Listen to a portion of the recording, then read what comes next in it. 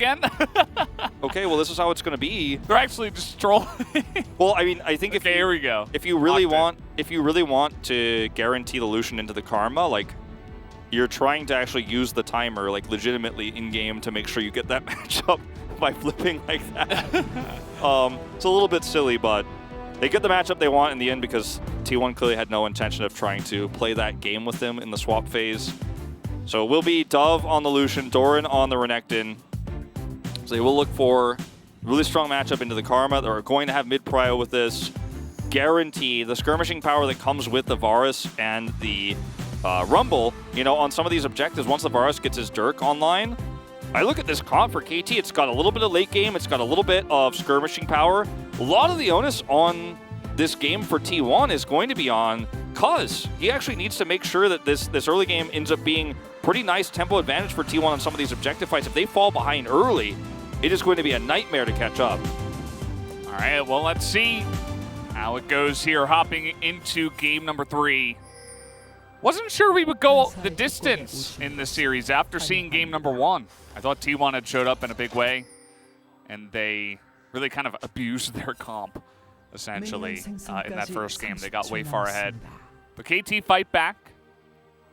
I think T1's comp this time around is definitely easier to play compared to game 2. So sure. There's that. Sure. I mean, Teddy's a really great Jhin player. If we had the same comp with a lot of other AD carry players in our league, I would not be as confident, but I know that Teddy is really, really confident on Jhin, and in this meta in particular, very confident on Jhin. But yeah, it's no secret. Everybody knows it. The elephant in the room, whatever you want to call it, is our top teams from spring are not finding the same level of dominance or success here in summer. And I think part of that is because there's a lot of stress, there's a lot of pressure going into summer season where a lot of these teams want to dethrone TWon Kia. TWon Kia have their own problems that they're trying to solve. They had problems on an international stage they're now trying to solve domestically, right, if that makes sense. Trying to fix the bot duo. So there's a lot of things going on here in the LCK right now. But on top of that, the big wrench that gets thrown into the gears is an extremely volatile meta. So results that you expect don't always happen here in LCK this season so far, and compositions that seem stronger in spring are falling apart, so teams are having to adapt. And it's just a completely new world that we're living in, so sometimes these games go to game 3. KT have had, like I said, 4 of these before. This is their 5th third game. And they're hoping to look for their first win in a game 3 in summer. We'll see if it works out for them here. Their comp, I kind of like it. The Renekton is pretty interesting. It almost feels like budget set, and it doesn't necessarily go perfectly with the comp that they have. It can kind of be like a bruisery frontline, which is a lot of what we get nowadays in this volatile meta that you were talking about. And it can certainly absorb a lot of the pressure from the picks on the side of T1, such as the Wukong and the Xinjiao. But you can see here, the Renekton has been struggling. It hasn't been easy streets for him, 1-8. Yeah, we've had a few players really be standouts in the top lane for Renekton. It's been the mid laners who have struggled. Like Khan did quite great on it earlier. You trust a player like Khan to do well on it. You trust a player like Keen to do well, and Doran is one of those players. He's in the list, right? We haven't seen, I don't think Rascal actually play it yet this season, but he's another player you would expect to do very well on Renekton and top lane. So, the player factor does come into this, and we've seen a bit of a weird set of drafts where some of the weaker top laners have ended up on the Renekton, some of the mid laners who aren't comfortable with Renekton have played it this season. So that's like his last week's stats, but he's overall just not doing too great. But I think that, given that we have a really strong AP jungler that works well with Renekton, should be a good game as 3-0. Yeah, his win rate on Monkey King is 3-0. That's what it said there. And, yeah, he's played 3 games of it. Obviously Kana does know how to play this pick. I was kind of calling for it in the last game, but we finally do get it. And here's what I was talking about. Sure, you have a ward for this, but might not be enough. You have to have a teleport answer. Okay, Doran is waiting a little bit of time, but at the end of the day, you can just flash on in and get that stun down. The teleport from Faker is trying to absorb pressure, but it is not going to work out very well. It's not going to give him any kills. Thought maybe, you know, we'd see, hold that thought, it's a little bit of action down here. I thought we'd maybe see Jin Zhao go mid to try to push that or something, but he's actually going to come all the way down here, so Cuz is ready to pounce. They want to trade this back. The root is good, but there's only 4 minions here. And look at the poke from Noah before this even happens. That's the end of that. Can't stick around anymore. Yeah. Going to deny that. I think maybe if he was able to bait the Devour from the Tahm Kench early, then maybe we would have seen a quick dive, but not going to be the case here, as it will just be called off. Xin Zhao will back away. So far in this early game, still, once again, very good for KT on the dive up on the top side. They get the teleport out of Faker in the trade. The kill goes over to Dove, actually, on the Lucian. So it's going to make that mid lane a little bit more annoying. As meanwhile, Kana on the verge of 6 here. Doran showing some respect. It's just going to get zoned out, though, and this really hurts.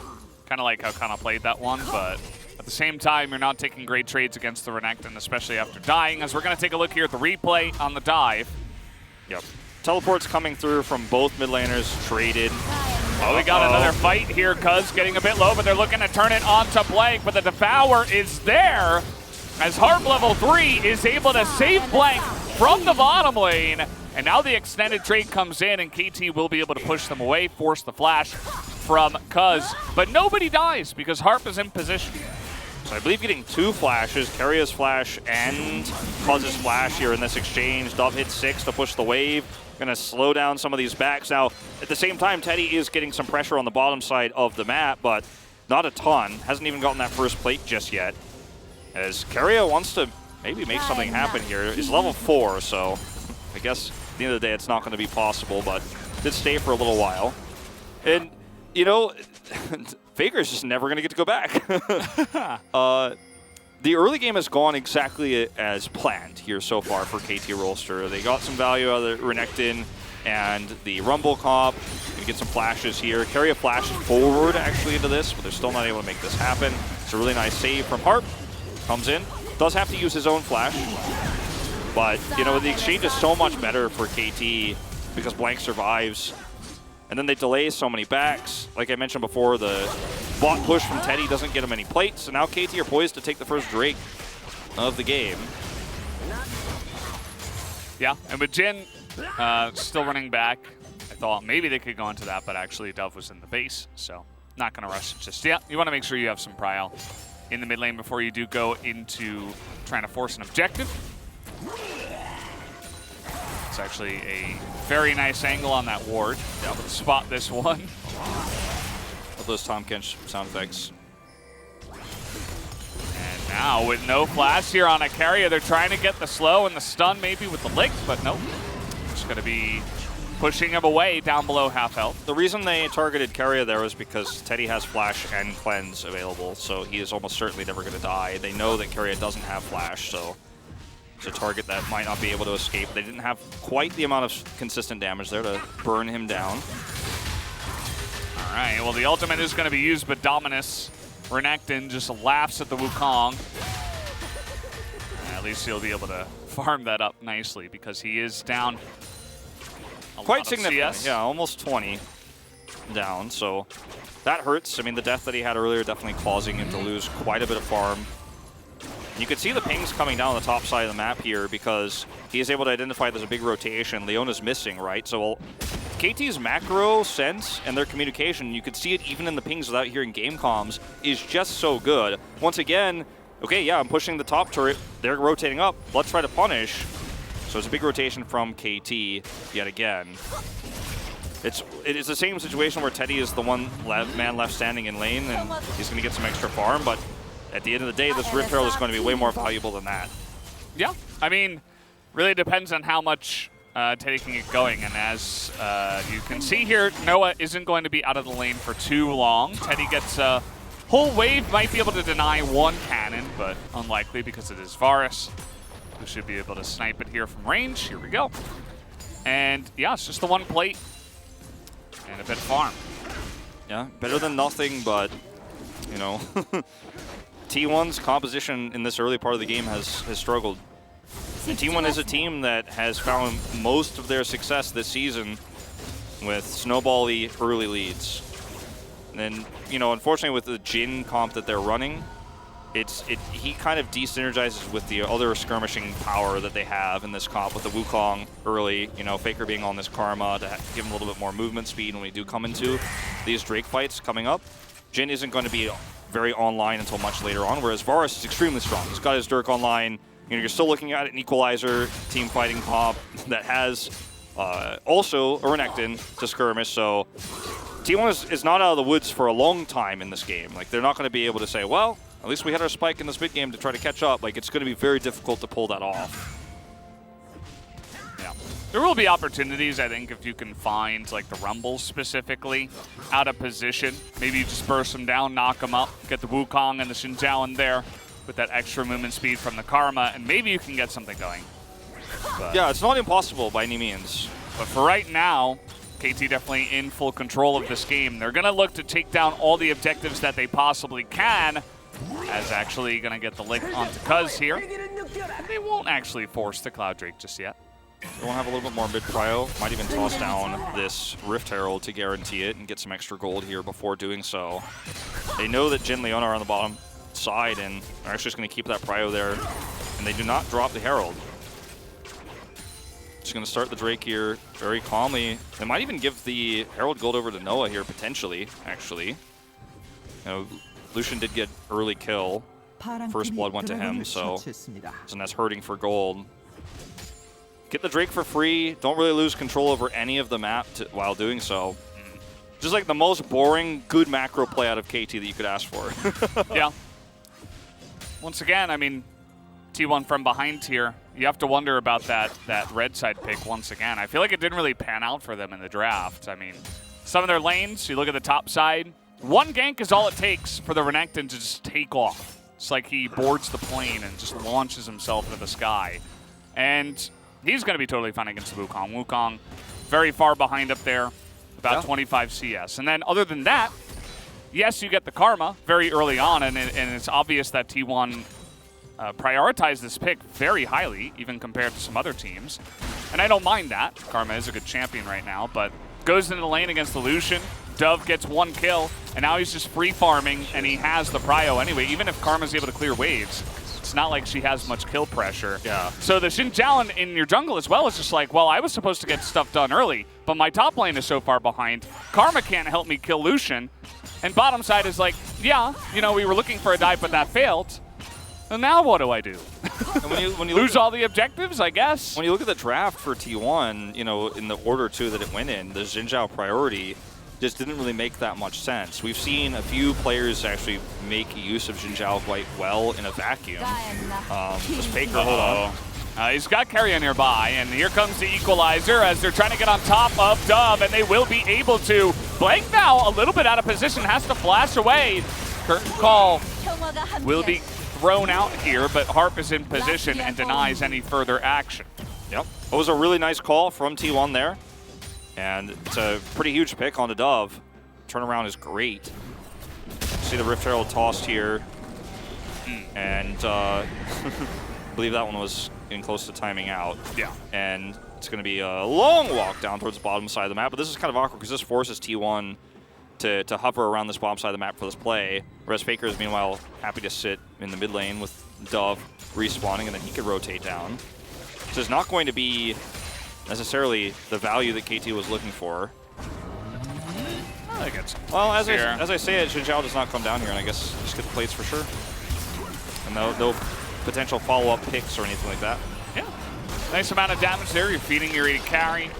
Noah at this point in time, tied with Doran, actually, for the most CS in the game, as well as Teddy. And just sitting pretty, stacking up the cash. Top lane, every time we look at it, is just kind of sad. Yeah. This is just Renekton, who got an early kill and early pressure, just taking off with this lane. It's happened a lot with Wukong so far in summer. You know, he was played a little bit by like Rich and Khan like once or twice last season, but you know, this season he was highly prioritized by a few players, including Rich once again, and he just has not really been very successful, and he usually starts to fall apart in the laning phase. It's a champion that can skirmish extremely well, and if it does get a lead, it's, you know, he's very strong. I mean, there's a reason why top Korean teams are picking him still, but, you know, it's not solo queue we're looking at here in this game, right? And it's a bit of a weird priority. Once again, the red side pick kind of feeling a little bit out of place here for T1. You don't get the Varus either, you know. Yeah, that was really the question. It's like, why pick the red side if this is what you end up with? But things could have looked differently from the early game. If the Wukong Xinjiao get ahead and the Xinjiao is able to get a lot of effective ganks early on in the game, then you actually do have some really nice gank pressure, but just didn't pan out that way. And Teddy can still kind of carry this game later on if he's given the opportunities to do so with the really strong front line that T1 have. And yeah, Wukong isn't going to be really threatening to kill anybody if this game doesn't change very quickly or anything like that, and he's often going to be in danger when he goes in, but he still will be a body that gives Teddy a lot more freedom in some of these objective fights that are coming up. The problem is that KT are going to probably have a 2-0 Drake lead before the next fight that T1 wants to look for. And I don't even know if they're guaranteed this Rift Herald. The group up is coming through from KT, teleport from Lucian in, from the side from Dove. Yeah, and Kana coming on down, double teleport now. The Chains of Corruption as the Equalizer follow-up will force the flash away from Keria. As, again, this is the second Rift Herald, so T1, they're actually going to use this timing to come in here and get this Tier 1 turret, or at least get some damage down, but the Stridebreaker comes in, and now Cuz might be in some trouble. Has to flash away from that one just to survive. So you can see Teddy looking to make some moves. So they do have a nice amount of poke, trying to thread the needle here. Yeah, that was a... you could see KT reacting. Ooh. Oh, that's really frustrating. Yeah. Now look at this. You can see the synergy, you know? Yeah, and this is enough pressure to actually take that Drake control away. Kana sits up in the top lane all alone. And suddenly, what seemed like a pretty safe contest on the Drake all falls apart in moments here for KT Rolster. And, you know, T1 proactive, using their comp correctly, waiting for the right moment for Teddy to curtain call in to push them away, to lay those backs. Cuz gets the Drake. It's a 1-for-1. And this is not T1 taking the team fight, right? You know, that's still not the case. But it is them actually using their composition to peel away from an objective and get advantages on the map. So Kana's not going to let that back happen right here. Infernal Soul for the third time in this series. Yeah. It's like the Drakes are saying it's T1 favored, you know? Put the red color in. In this series, or rather in this meta, Infernal Soul feels like the most, I wanted to say Fiery Drake, because it makes a lot of action, right? But that's a little bit too punny, I think, for this stream. Well, I think I know what you mean. Yeah. It certainly is one of the ones that's really explosive. Like Mountain and Infernal are so important, especially with the proclivity of Lethality Varus. Yeah. The Mountain Soul has been so strong. All right, trying to get on here. He's going to get the Devour out, but now looking for the follow-up. As the Flash will come in and deny any further engage. Faker is speeding around the map. He's got his roller skates on. Max would be proud. But yeah, the Karma enjoying the time. Is just going to use that TP though, and the Rift Herald fight looks like it might be flaring up here once again. Bit of a flare up, as you say. The group up from T1 is so awkward right now because they're actually trying to back set up Wukong resetting. He has a teleport, but KT have so much control over this choke. Now, once again, T1 look to maybe push the mid lane. They think better of it. I don't know if you're going to get away with this twice, T1. TP comes in. Noah's doing a nice amount of damage. Keria, no flash, no ultimate, and Cuz just goes in and dies for free, not able to use his ultimate to even try to escape. Now the Rift Herald is going to leash again, and Teddy is just trying to assassinate on the Jhin. But now here comes the huge equalizer. The slow is making this very difficult for T1 to escape, and you can see the chase power of KT is also pretty nice. They're going to pick up another kill here. Speaking of chase power, Abyssal Voyage comes in, and it's looking like both of these T1's members should be going down. Denial on the Blast Cone, and that's going to be a 4-0 as KT are just taking off now. Yeah, they really are. This is another fight where T1 just got a little bit desperate to try to force something here when their comp needs to play that a little bit slower. You talked about the assassination attempt there onto Noah, and that feels like it's been the entire MO for T1 all game long, is to try to find a kill on this Varus. They've been unsuccessful every time they've tried, and overextending like that is really what led to T1's demise when they could not escape. And watch it another time. They come in here very greedy. Keria's at half health, so trying to engage with Zenith Blade is just so tough. So he has to back out. Then you see the stun come on to Cuz. Like, he's He's hoping that Keria is going to come in and engage, but Keria said, no, man, I'm at half health. I can't do that. Then you see Teddy come over here. It's like, well, now it's a four-man, maybe even an ace, right? For KT, they look at this moment like, oh, you guys have actually just really overstepped your boundaries here. And like you said, the chase power is there. And Teddy looking for that play on the Noah, I think, was a little bit silly because you're already lost the fight. You really just need to cut your loss at this point. If you let this KT composition snowball, you're never getting another way back into this game. Yeah. And it kind of just comes down to forcing fights when you're not in a good position to.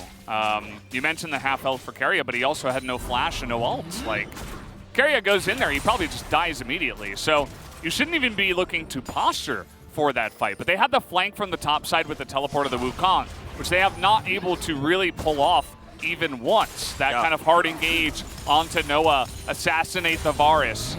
But again, you know, they left the Tahm Kench available through 2 ban phases and potentially picking it up for yourself. And, you know. There's consequences. Yeah, there are consequences. You know, you try to get everything in your composition to kill the Varus. It's not going to work out when he has so many friends. Yeah, and this is a fight over the second Rift Herald. And, you know, there's been some talk about what's happening in comms for T1. Like I said, there's a lot of interviews. You can go look them up, you know, with the coaching staff. Oh, no. Uh-oh. Well, he doesn't have a Tahm Kench, unfortunately. Nope. And Keria will even be forced to flash away from that one. That's not, Leona can't use her shield very much. Not really. Not going to be able to block anything with that one. That was a nice play by Noah. He's, you know, the Prowler's Claw, we used to talk about, you know, the stats and why you take it and stuff. You generally don't use that active, but sometimes, some Varuses, they find an opportunity and they make it happen. I mean, it's really powerful when you have that opportunity. T1, not a whole lot of poke damage on the edge of this Baron. I mean, not really any at all. They're going to have to hard engage if they wanted to contest this, and here we go. Yeah, looks like they will try. Cuz still available here, looking for the flank. They're able to get on top of Dove, as he will go down, but Cuz the jungler is being burned, but still, as Rumble hits the deck, he's going to go down, and T1 are able to wipe the slate clean here with a triple kill to Faker, and now they'll go for the Baron. This ends up being what happens. Faker respawns, he comes back in. T1 have a composition that if it can close the gap and get on top of KT Rolster, there's a lot to be said in the composition, right? This is the Wukong power we were talking about earlier on.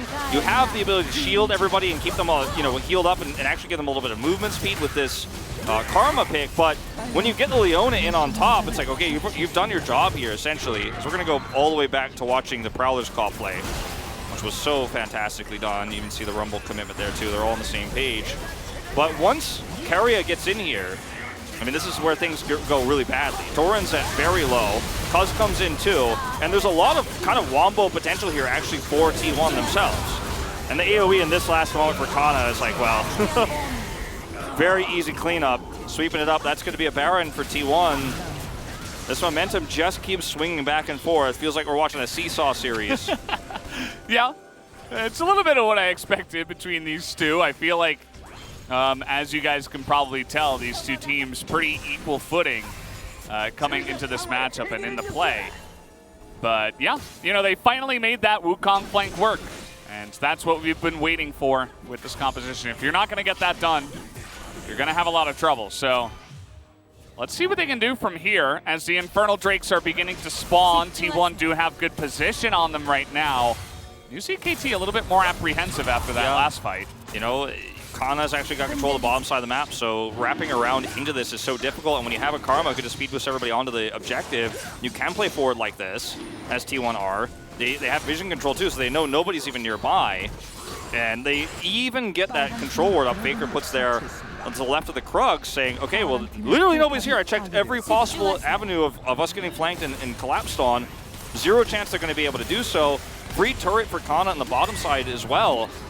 T1 have really wrestled control back in this game, and we'll take a gold lead for the first time in this game too. And, you know, the composition that KT have is not one that's completely reliant on snowballing, you know, like we were talking about. But if they did snowball, like, the game would very likely end shortly after that. But there's still a chance they come back and win the fight if they end up having the opportunity to take that front-to-back team fight with the Varus, right, with the Lucian, all that damage that comes with it. But T1 have just not given them any opportunities in these last exchanges, and that greedy Baron for KT is what's going to haunt them. for the rest of this game, and potentially if the series ends, you know, that's going to be the moment we remember the turn. Yeah. I mean, they had a healthy enough lead that all they had to do is basically not get flanked, and they kind of forced it. They had already done a lot of damage to the Baron, and their turn is pretty good, but I think maybe even the Chains of Corruption were still down, not 100% sure, and they just got kind of crunched in there. So we're going to go back to the drawing board, see how they can handle this pressure. We're going to kind of even out here with the Baron ending with very similar gold values, but the extra Infernal in T1's pockets is going to be pretty big. Yeah, I mean, you need to talk about Karma, what she's going to offer with this build she's got. Staff of Flowing Water has a redemption online. The Shirelius is obviously the big one that's going to give her already insane movement speed boost, you know, quite a big bump, but she's had that for a while, but now she's starting to get a lot more support items online for these face roll fights where you're going to see Keria come through, you're going to see Kana come in like we saw on the Baron Pit. So T1, as long as they could stay grouped or have a flanking collapse like we saw and what we saw attempted from Kana even moments before, they definitely have a comp that can team fight. The onus is on KT to actually hit that poke. And so many times in the LCK, that has been the defining factor with these Varus Rumble comps. Do you hit the poke so that the follow-up, you know, engage can come through? Or do you fail and just get out-sustained and then just run over? Like T1 will hit like a truck when they collapse and close that gap, close that distance. In the interim, you have to do that damage. Yeah. Once they get on top of you, if you haven't put their health bars low, that's the end. Yeah, and I think that Karma priority for the side of T1 may actually begin to dish out here as she hits 3-4 items. The side lane has been pretty unfortunate after the early to mid game actually for Doran. He's fallen behind 2 levels already. Just a couple of big team fights for Kana, and he's able to immediately take the lead there. So it's nothing like the laning phase, which was just only sadness for the Wukong. Yeah, no, he's really turned things around. T1, you know, it's pretty common for T1 to have a great laning phase, a great start to a game, and then kind of fall apart with their team fights later on. That's been the story of Summer for them in 2021. But in this game, it's a completely different story, right? The early game was a little bit rough, no prio, but the team fights have been fantastic. The coordination has been there.